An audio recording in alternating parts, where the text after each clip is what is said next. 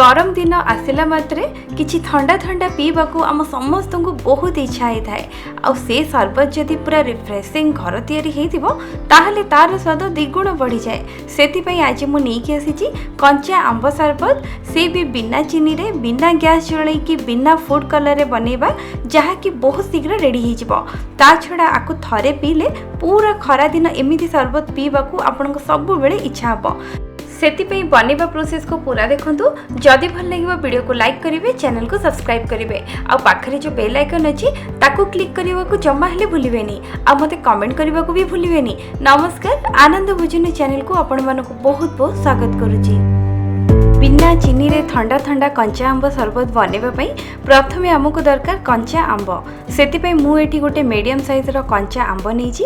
बाजार रो आंब को आनिला परे मु आंब को पानी रे भल से परिष्कार करके पोछि के नेची। एठी शरबत पई एमिति कलमी आंब नेबे, न हले जो आंब बेसी खट्टा नथिबो सेमिति आंब रे बनेबे, जहा द्वारा हमर शरबत टी भल हबो। तो एबे कोन करिबा, आंब रो चोपा को छडेई के आंब को काटी के नै आसीबा, किंतु ता आगरु आमे शरबत पई बाकी रहितबा प्रिपरेशन करिबा। सेति आंब को एबे किछि समय साइड रे रखिदबा। एबे मु एठी गोटे बाउल नेबी, आ शरबत रे मिठार टेस्ट पई एतिरे देबी हाफ कप मिश्री। जेहेतु आमे एठी बिना चीनी रे बनौचे, सेति पई मु एतिरे मिश्री रो व्यवहार करूची। ता छडा चीनी अपेक्षा मिश्री आम शरीर पई हितकर। एठी मु मिश्री को हेमदस्ता रे अल्प गुंड करके नेची, जहा द्वारा पानी रे शीघ्र बतुरी जिवो। मिश्री को बाउल रे देला परे एबे एतिरे अल्प गरम पानी मिसेइबा, जहा द्वारा मिश्री शीघ्र मेल्ट हो जिवो। आपण चाहिले गरम पानी बदले ठंडा पानी रे मध्ये बतुरै परिबे। तो एबे मिश्री पानी को टिके साइड रे रखिबा। तापरे आमे एठी आ गोटे बाउल नबा। एबे ए बाउल रे देबी गोटे छोटे चम्मच सब्जा। सब्जा को ओडिया रे कहिले तुलसी रा मंजी। एटा बहुत सहज रे बाजार रे मिली जाउची, नहले ऑनलाइन रे मध्ये किनि परिबे। साधारणतः खरा दिन आको खाइले पेट ठंडा रखे, आ शरीर पई हितकर मध्ये। सब्जा को बाउल रे पकेला परे एबे एतिरे डुबिला भलिया पानी दबा, आ को बतुरीबा को छाड़ीबा। एठी देखंतु मिश्री आ सब्जा को आमे अलग अलग बतुरी देले। एबे को गोटे प्लेट रे कवर कर दबा, आ मिश्री को पानी रे भल से मिसिला पर्यंत अपेक्षा करिबा, काहे कि ना तापरे ही आमे शरबत बनेबा। ता छडा सब्जा 10 रु 15 मिनिट भितरे बतुरी जिवो, किंतु मिश्री को बतुरीबा को टिके समय लागिबो। एठी देखंतु मिश्री को बतुरीबा पाखापाखि गोटे घंटा हो गलानी। मिश्री एठी पानी रे बहुत भल से मिसी जाइछि, आ सब्जा मध्ये देखि पारथिबे बहुत भल से बतुरी जाइछि।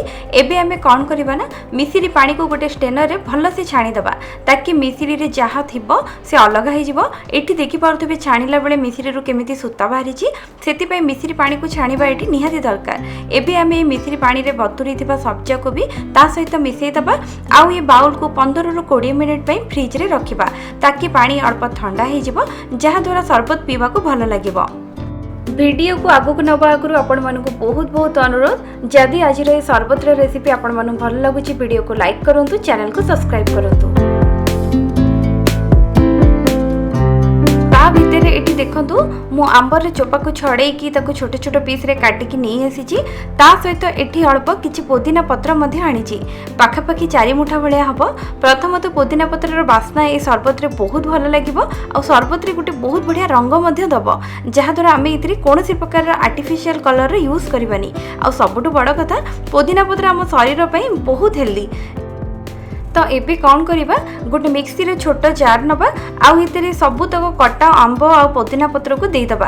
ता सहित अल्प टिके ठंडा पानी देकी आकु मिक्सी रे पूरा चिकन की बाटी की नहीं आसीबा।